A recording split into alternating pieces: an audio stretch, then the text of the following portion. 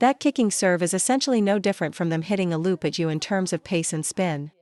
So why are you still trying to add so much of your own power on the serve return? Today, we'll tackle the most difficult skill for amateurs, the service receive. We'll start with the in-table forehand short ball. I'll teach you a universal receiving technique: maintain a fixed racket angle. Based on my experience, this is the key to consistency. This racket angle is effective against both backspin and no-spin serves. However, you might send the ball long against a sidespin topspin serve. If you can't identify that heavy brushing motion, the issue is your ability to read the spin. For a short forehand return, getting your center of gravity over the table is crucial. Your forearm must be bent and compact, not fully extended. This allows you to project forward through the ball. Many players struggle with short returns because their footwork is late and their body weight is back, forcing them to overreach for the ball. Let's analyze 3 key points. First, check if your center of gravity is in position, ensuring your forearm is bent, not straight. Second, are you contacting the ball from behind, not from underneath? Contacting from below will cause the ball to pop up.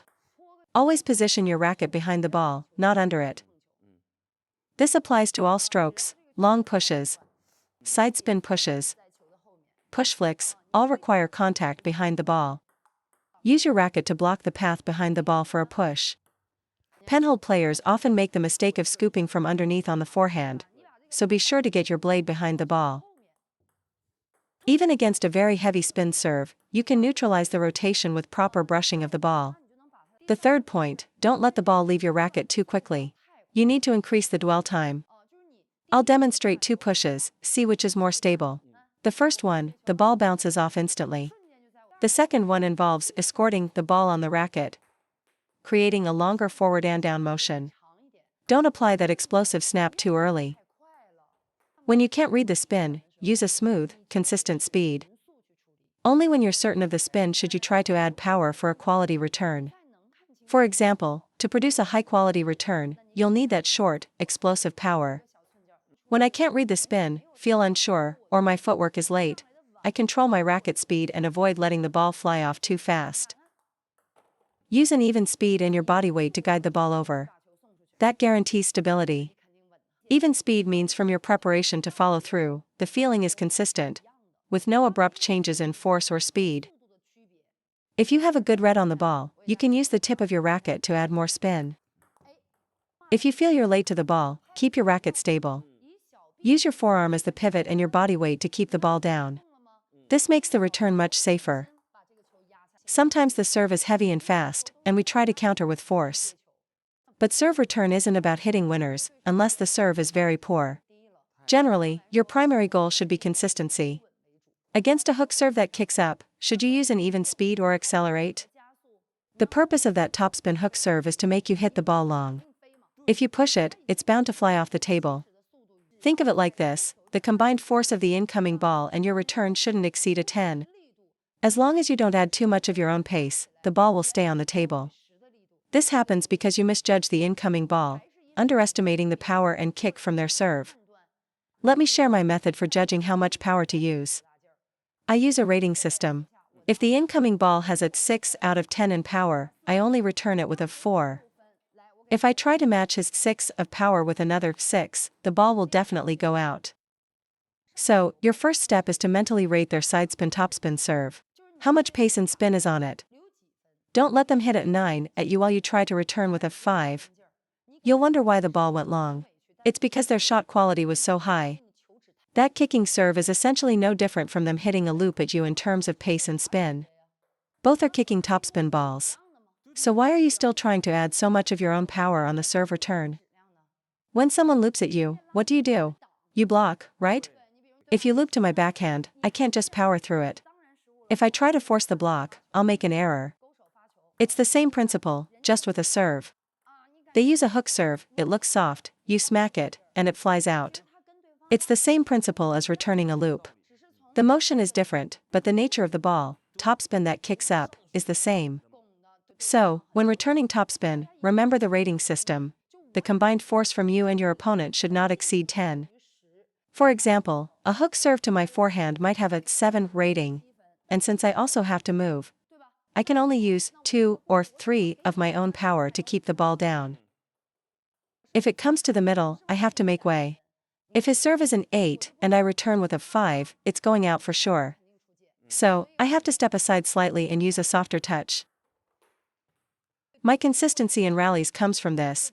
I always judge the incoming ball's quality to decide if I should block, drive, use 30% power, or change direction.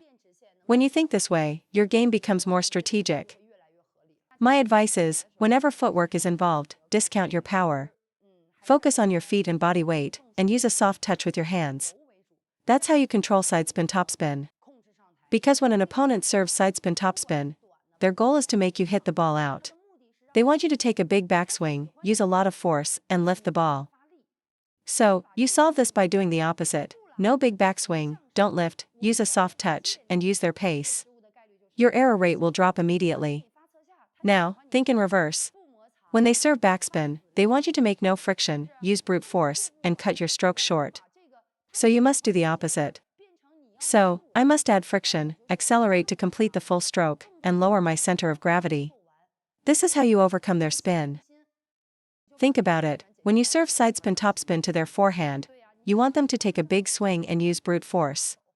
It's a guaranteed miss. So when you receive it, avoid those traps.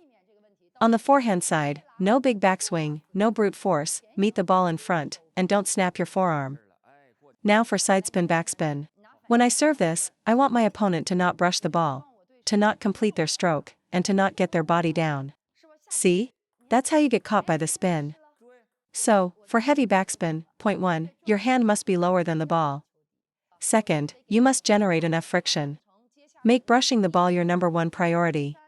Third, they want you to have an incomplete stroke. Defy that.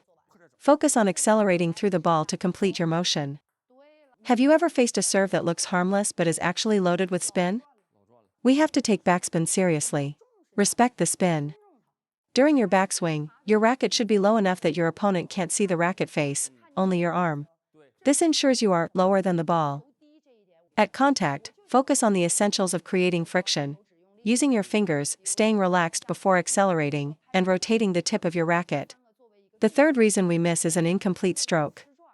A heavy spin ball might only give you 0.2 seconds to react. You must condense your 0.5 second stroke into that 0.2 second window. The stroke mechanics don't change, you just execute it faster. Concentrate all power from your arms, core, and wrist into that single moment of impact. Let me show you a test. When a no-spin ball hits my racket, it leaves the surface relatively slowly. But now, watch what happens with a heavy backspin serve. You'll see it shoots off my racket much faster. And it will dive downwards immediately. This proves that the more spin a ball has, the faster it leaves the racket and the faster it dives. Therefore, you can't use your standard timing.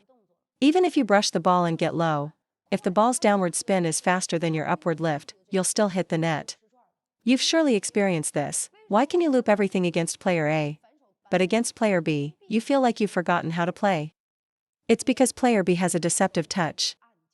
That spin can't be seen or measured, it relies entirely on your perception and feel for the incoming ball. And often, your perception is completely different from the ball's actual properties. In essence, you've been deceived. Many of you feel your game has gotten worse. It's because you've leveled up, and so have your opponents. Your old techniques only work against simple, slow shots with little spin.